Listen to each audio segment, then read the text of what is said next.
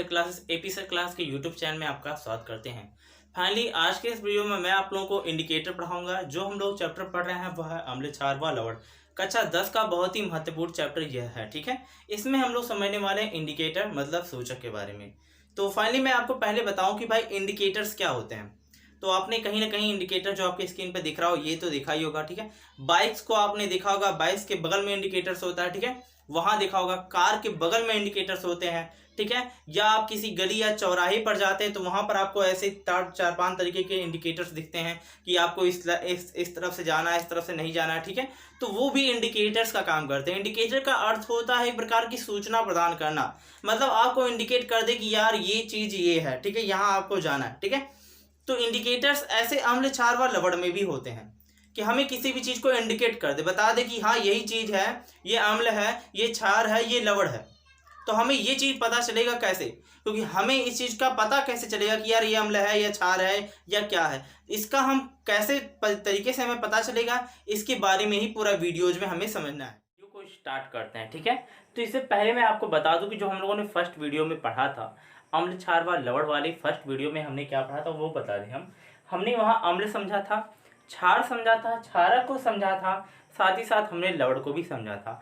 और हम लोगों ने प्रबल अम्ल, दुर्बल अम्ल, इन सभी के बारे में भी, प्रबल क्षार, दुर्बल क्षार, इन सब के बारे में भी हमने लेक्चर नंबर फर्स्ट में समझा था। तो फाइनली आज का लेक्चर नंबर 2 है। इसमें हम क्या समझेंगे ये बात मैं आपको बता दूं। तो इसमें हमें समझना पड़ेगा इंडिकेटर्स, मतलब हमें पढ़ना है सूचक। तो सूचक क्या है मैं आपको बताऊं, तो ध्यान समझिए। सूचक किसी दिए गए विलयन में अम्ल या क्षारक की उपस्थिति दर्शाते हैं। इनका रंग या गंध अम्लीय या क्षारीय माध्यम में बदल जाता है। तो यहाँ मैं आपको बता दूं कि जो सूचक होता है, इंडिकेटर्स होता है, वो हमें ये इंडिकेट करता है कि ये अम्ल है, ये क्षार है। अब वो अम्ल या क्षार किस तरह से इंडिकेट करेगा, कैसे तरीके से इंडिकेट करते हैं, वो इसके टाइप्स पे डिपेंड करता है, ठीक है। तो हम शुरू करते हैं इसके टाइप्स पर। तो सूचक के प्रकार, तो सूचक की जो टाइप्स होते हैं, मतलब इंडिकेटर्स की जो टाइप्स हैं, वो हमारे 3 टाइप्स के मिलते हैं। एक मिलता है नेचुरल इंडिकेटर, एक होता है सिंथेटिक इंडिकेटर, और एक होता है जो हम कहते हैं स्मेल इंडिकेटर्स, मतलब हमारा गंधीय सूचक।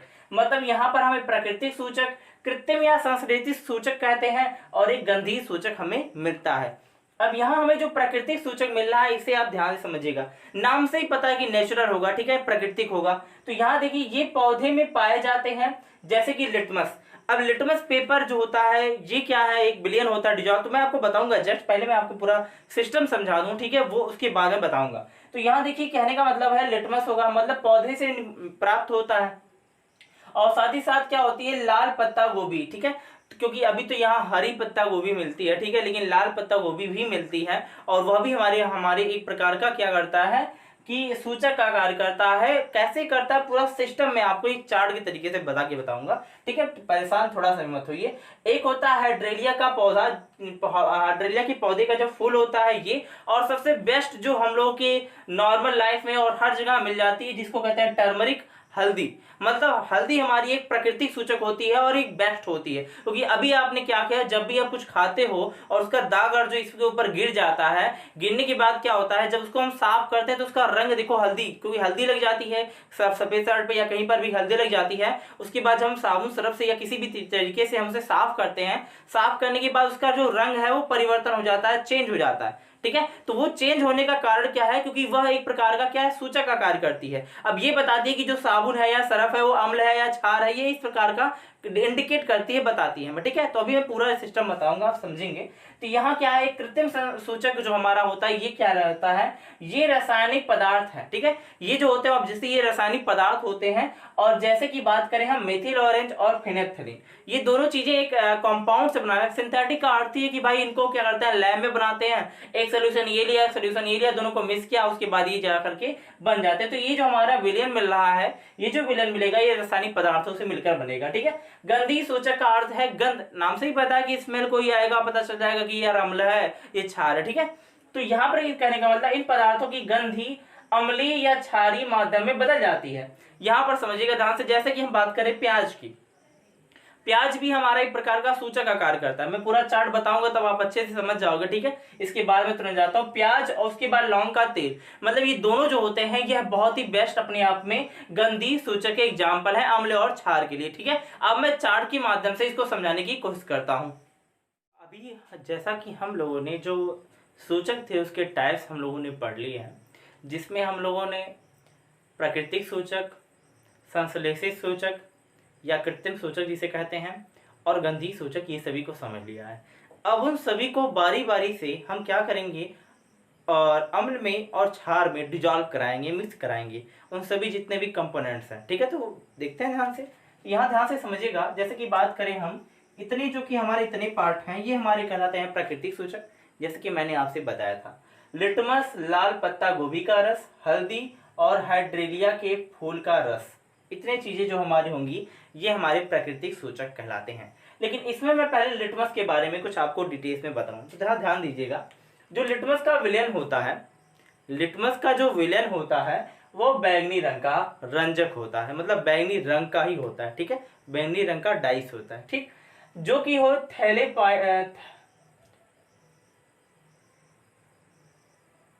जो थैलेफाइटा समूह के लीचेन, ध्यान समझिएगा, जो थैलेफाइटा समूह के लीचेन पौधे से निकाला जाता है।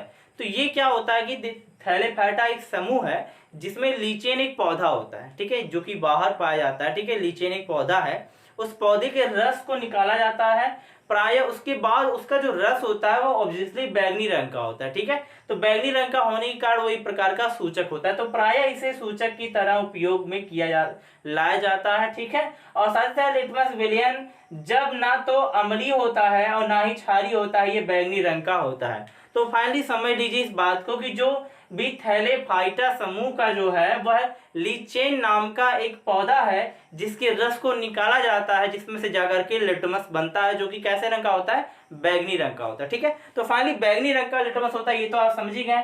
लिटमस का विलयन कैसा होता है, बैंगनी रंग का, ठीक है। अगर जो उसके रंग की बात करें तो यहाँ मैंने आपको एकदम सिस्टमेटिक समझा दिया। सूचक लिखा है, रंग लिखा है, गंध में परिवर्तन, रंग या तो गंध में परिवर्तन, और यहाँ मैंने रंग लिखा है या गंध में परिवर्तन, ठीक है। अभी बात करें लिटमस की, तो लिटमस को ध्यान दीजिएगा। लिटमस को अगर जो अम्ल में डिजॉल्व कराएंगे तो वह कैसे रंग का हो जाएगा, लाल हो जाएगा, ठीक है। जब हम अम्ल में डिजॉल्व कराएंगे लिटमस विलयन को, ठीक है, तो वो लाल कलर का हो जाएगा, ध्यान समझिए। और उसके बाद जब हम क्षार में डिजॉल्व करा देंगे तो वो नीले रंग का हो जाएगा। इस चीज को मैंने बहुत ही अच्छे तरीके से एग्जाम्पल के रूप में बताया भी था फर्स्ट वाली वीडियो में, जिसमें मैंने अनिल और छलनी नाम से आपको समझाया था। अगर जो फर्स्ट वाला वीडियो नहीं देखे हैं तो भाई डिस्क्रिप्शन बॉक्स में उसका लिंक है, वहां से जाकर देख लीजिए, नहीं तो आई बटन पे क्लिक करके भी आप देख सकते हैं, ठीक है।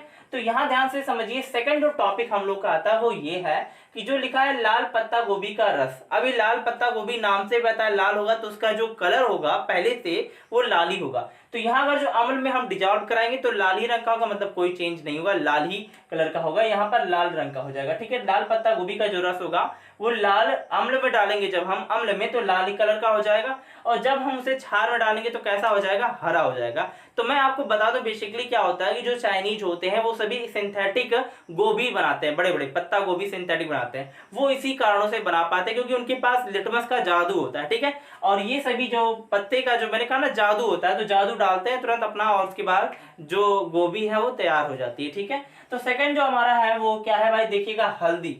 हल्दी बहुत ही इंपॉर्टेंट है, इससे बेसिकली मैं एक और वीडियो बनाने की कोशिश करूंगा जिसमें मैं आपको प्रैक्टिकली समझाऊंगा हल्दी के बारे में, ठीक है। इसको ध्यान समझ लीजिए, हल्दी को और जो अम्ल में हम डिजॉल्व कराएंगे तो कोई बदलाव नहीं होगा, लेकिन जब हम इसे क्षार में डालेंगे तो वो लाल कलर की हो जाती है। विद एग्जाम्पल आप समझ भी चुके होंगे एग्जाम्पल के रूप में कि भाई जब अभी क्षार का एक एग्जाम्पल लेता, क्योंकि जब आपके घर का जो डिटर्जेंट केक होता है, मतलब जो साबुन होता है, वो कहीं ना कहीं एक प्रकार का क्षार होता है, ठीक है। अगर जो उसको आप क्या होगा, मान लीजिए कहीं पर हल्दी लग गई है यहाँ पर, ठीक है, मान लीजिए शर्ट पे हल्दी लग गई है, अब उस हल्दी को जब आप पानी डाल देते हो तो उसके बाद पहला उसका रंग पीला होता है। जस्ट अवॉइड क्या होता है कि जब उसे हम उसी जो साबुन या सर्फ से, मतलब डिटर्जेंट केक से जब उसे हम क्या करते हैं साफ करेंगे, तो साफ करने के बाद उसका रंग जो हो जाता है वो लाल कलर का हो जाता है। तो कहीं ना कहीं अब जैसे पता चल जाता है कि वो क्षार है जिसके कारण उसका रंग क्या हुआ है, लाल हुआ। ठीक है, तो ये चीजें समझ गए। अब बात करते हैं हाइड्रेलिया के फूल का रस। जो हाइड्रेलिया के फूल का रस होता है वो अगर जो अम्ल के विलयन में डाला जाएगा तो नीला हो जाएगा, और अगर जो क्षार के विलयन में डाला जाता है तो गुलाबी हो जाता है। ये इंपॉर्टेंट थी, आपको मैंने बता दी। तो अभी ये जो हम लोगों ने समझा यहाँ तक वो हमारे प्राकृतिक सूचक थे। अब हम लोग सिंथेटिक मतलब आर्टिफिशियल जो है उन्हीं सभी के मतलब सिंथेटिक सूचक के बारे में, मतलब संश्लेषित या कृत्रिम सूचक के बारे में समझते हैं। तो संश्लेषित सूचक के बारे में यहाँ पहले आता है फिनेप्थलीन। फिनेप्थलीन का जो रंग जो अम्ल में डालेंगे एसिड में डालेंगे तो वो रंगहीन हो जाएगा, रंगहीन रहेगा। और अगर जो हम उसे क्षार में डालेंगे तो वो गुलाबी रंग का हो जाता है। ये क्यों मैं आपको बता रहा हूँ, क्योंकि इसमें से 1-2 क्वेश्चन आते हैं आपके ठीक कोर्स में है, और आता भी है कि किन्हीं 2 एग्जाम्पल के सहित आप बताइए, किन्हीं 2 सूचकों के नाम लिख करके आराम से समझाइए, या सूचक किसे कहते हैं, कितने प्रकार होते हैं, इनको समझाइए, तो आप आराम से कर सकते हो। ठीक है, इसीलिए मैं आपको बता रहा हूँ। और ये जो मेथिल ऑरेंज है, मेथिल ऑरेंज का जो रंग होता है वो लाल कलर का होगा, और जब हम अम्ल में डालते हैं तो लाल रंग का हो जाता है। अम्ल में डालेंगे मेथिल ऑरेंज को तो वो लाल कलर का हो जाएगा, और जब हम क्षार में डालेंगे तो वो पीले रंग का हो जाएगा। ये इंपॉर्टेंट है, इसको ध्यान से समझ लीजिए। ठीक है, ये बहुत ही इंपॉर्टेंट है, इसको ध्यान समझिए, दोनों के दोनों। ठीक है, ये हो गया संश्लेषित मतलब कृत्रिम। अब ध्यान समझिए सेकंड जो टॉपिक है वो हमारा गंधीय सूचक के रूप में हम इसके यूज करते हैं।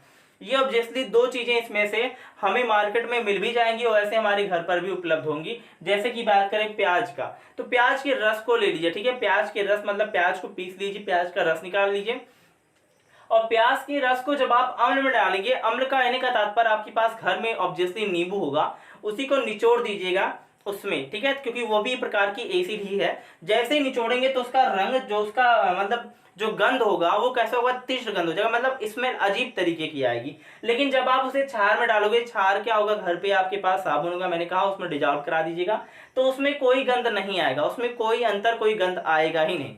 ठीक है, तो यहाँ पर देखिए, उसके बाद आता है वेनिला। वेनिला एक प्रकार का यहाँ का नहीं बाहर का चीज है। ठीक है, वेनिला, तो वेनिला जब अगर जो हम यहाँ पर अम्ल में डालेंगे तो समान जो गंध रहती है उसका, उसकी गंध में कोई परिवर्तन नहीं होता। लेकिन जब हम उसे क्षार में डालते हैं तो कोई ना कोई जो है गंध नहीं होता, इसमें कोई गंध उत्पन्न नहीं होती है। और उसके बाद अगर जो लौंग का तेल जो कि आपको प्रॉपर्ली मिल जाएगा। ठीक है, लौंग के तेल का यूज अगर जो आप करेंगे, अगर जो अम्ल में डालेंगे तो वहां समान गंध रहता है। मतलब जिस तरीके का लौंग का तेल ऑब्वियसली आप लेंगे, जिस तरीके का गंध उसका रहता है उसी तरीके का गंध रह जाएगा जब आप अम्ल में डालेंगे। कोई मतलब नो चेंजर, कोई चेंज नहीं होगा। ठीक है, समान गंध होगी। लेकिन यहाँ पर अगर जो आप क्षार में डालेंगे तो वहां उसका कोई गंध ही नहीं रहेगा, मतलब उसकी गंध में कोई चेंज नहीं होगा, एकदम गंध का गंध जैसा है तैसा रहेगा। तो ये फाइनली आपकी मैंने आज आप लोगों को जो सूचक थे उनके पूरे टाइप्स और किस तरीके के सूचक हैं इन सब के बारे में मैंने आपको बता दिया। अभी आप लोगों को पीएच स्केलर पढ़ाना है, पीएच स्केलर। तो नेक्स्ट वीडियो में मैं आप लोगों को पीएच स्केलर जो होगा उसके बारे में बताऊंगा। ठीक है, मतलब पार्शियल ऑफ हाइड्रोजन या पोटेंशियल ऑफ हाइड्रोजन, इन सब के बारे में, पीएच वैल्यू कैसे फाइंड करते हैं इसके बारे में बताऊंगा। ठीक है, तो अगर जो आपको वीडियो प्लीज पसंद आए ना तो प्लीज वीडियो को लाइक कीजिएगा, और चैनल पे नए होना तो चैनल को सब्सक्राइब कर लीजिएगा, बेल आइकन को भी प्रेस कर लीजिए जिससे आने वाली वीडियोज की नोटिफिकेशन मिल सके। ठीक है।